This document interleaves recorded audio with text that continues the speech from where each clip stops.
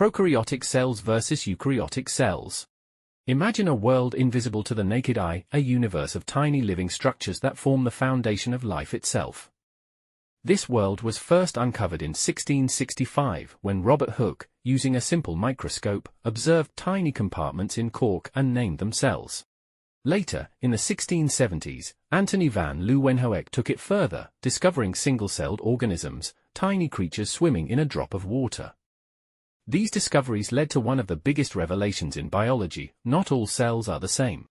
Today, we categorize cells into two major types, prokaryotic and eukaryotic. But what makes them different? Let's dive in. Prokaryotic cells. Prokaryotic cells are simple, primitive cells that lack a true nucleus and membrane-bound organelles. They are single-celled microorganisms and are considered the earliest forms of life on Earth. All organisms in the kingdom Monera belong to this group. Eukaryotic cells. Eukaryotic cells are more complex and contain a membrane-bound nucleus and organelles. They include most unicellular organisms with a nucleus, as well as all multicellular organisms. Eukaryotic cells make up nearly all major biological kingdoms, except for kingdom Monera. These include the kingdoms Protista, fungi, plantae, and animalia. Now that we know what prokaryotic and eukaryotic cells are, let's take a closer look at their key differences. Greek origins. The term eukaryote comes from the Greek words eue meaning true, and akaryon meaning nucleus, translating to true nucleus. Similarly, the term prokaryote comes from a pro, meaning a before, and eukaryon, meaning a nucleus, which translates to the before nucleus. Cell type. Prokaryotic cells are always unicellular, while eukaryotic cells can be either unicellular or multicellular. Cell wall. The cell wall of prokaryotes is composed of complex polymers, most notably peptidoglycan, which provide structural support. Eukaryotic cells may also have cell walls, but they are chemically simpler.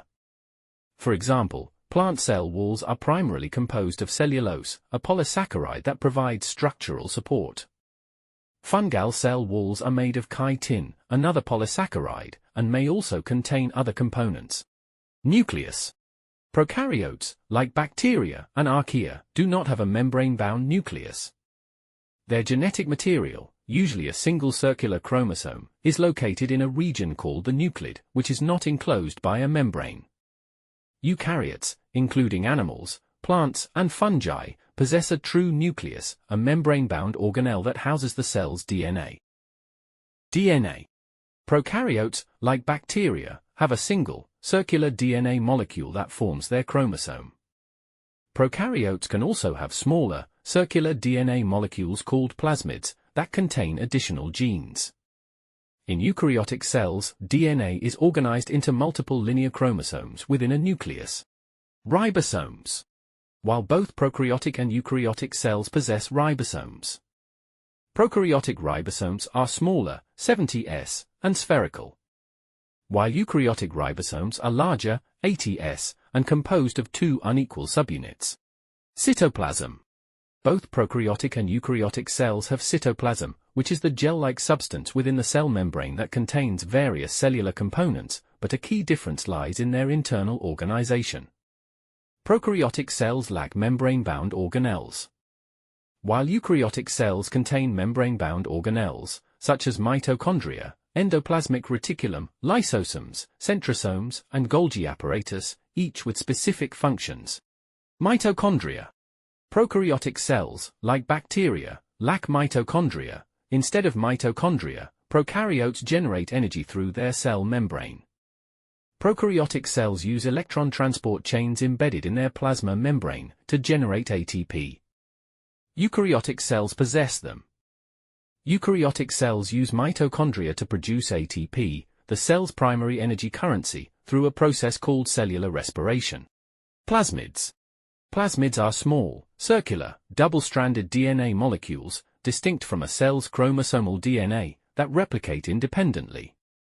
Plasmids are abundant in prokaryotic cells, particularly bacteria, and are important for bacterial evolution and adaptation.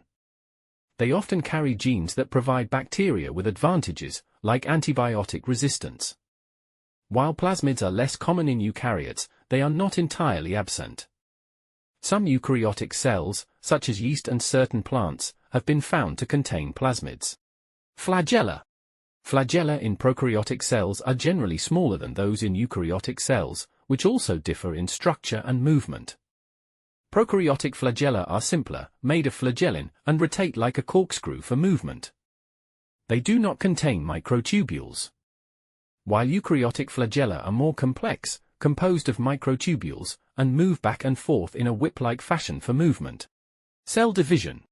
Prokaryotic cells divide through a process called binary fission. Binary fission is simpler than mitosis due to the simpler structure of prokaryotic cells. Eukaryotic cells divide through mitosis. In binary fission, DNA replication and separation happen simultaneously, while in mitosis, these processes are separated into different phases. Examples. Prokaryotic cells are found in bacteria and archaea, which are simple, single-celled organisms. Eukaryotic cells, on the other hand, are present in plants, animals, fungi, and protists, which include both unicellular and multicellular organisms. I hope this breakdown made it clear. Thanks for watching, and stay curious.